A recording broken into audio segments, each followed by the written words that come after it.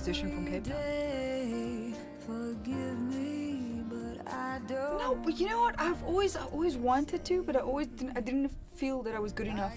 I didn't think that I was good enough to. Yeah. And then I had my daughter, Yeah. and children need to be entertained. Okay. And so I started singing there, and then I watched a movie called the documentary That's Black Entertainment, where they had all the jazz singers. And when I saw that, then I knew that is it.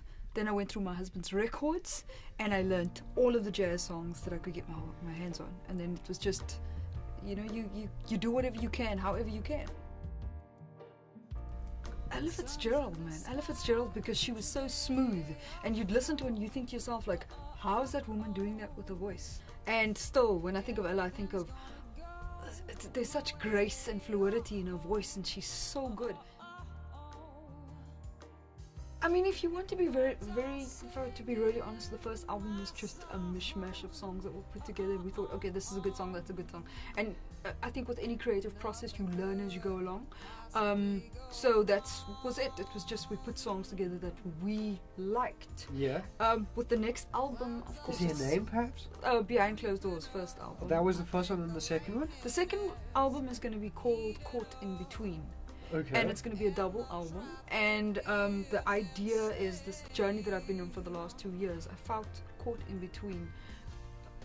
How should I put it? In between, for example, what the record company expects of me and what I would like to put out.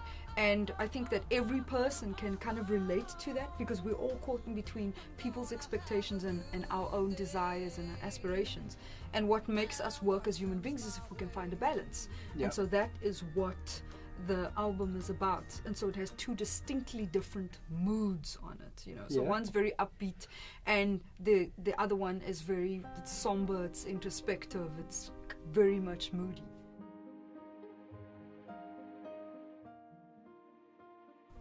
You have to know your shit. You have to know what you're doing.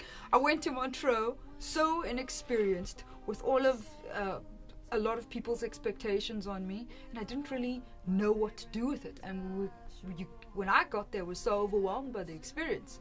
Grahamstown, on the other hand, was magic. I was there with a band. It was a sold-out show.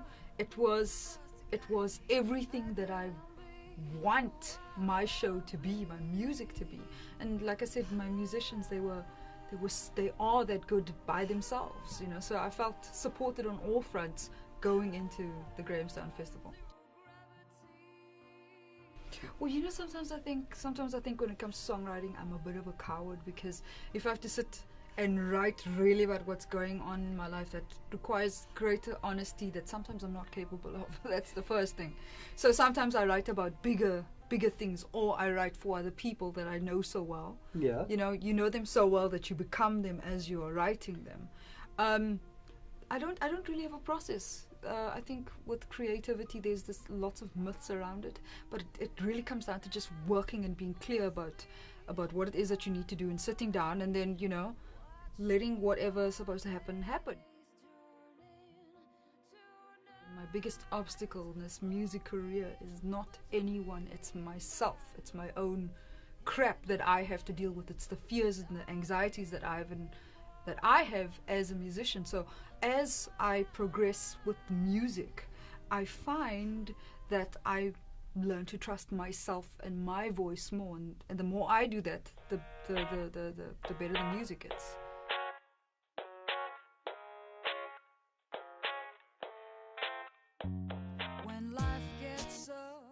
The thing is, go out and do your homework. Don't just expect things to be handed to you.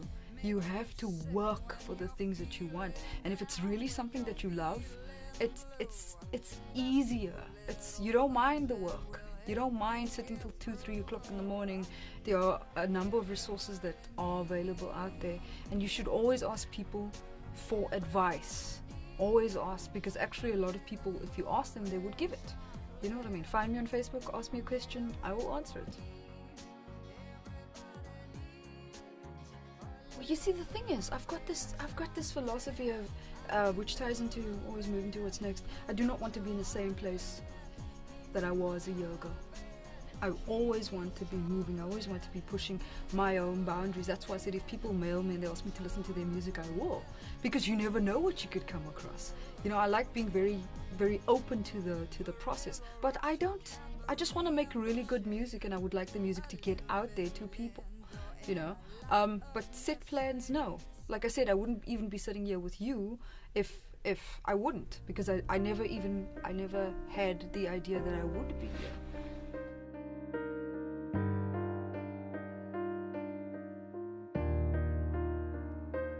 You either like me or you don't. I'm good. I've got great friends, I've got great family. If you don't like me, don't like me. If you like me, fantastic. Buy my music, come to my shows. I keep my thoughts in my back pocket. I try to keep up with the pace. Yes, I try real hard to keep a straight face.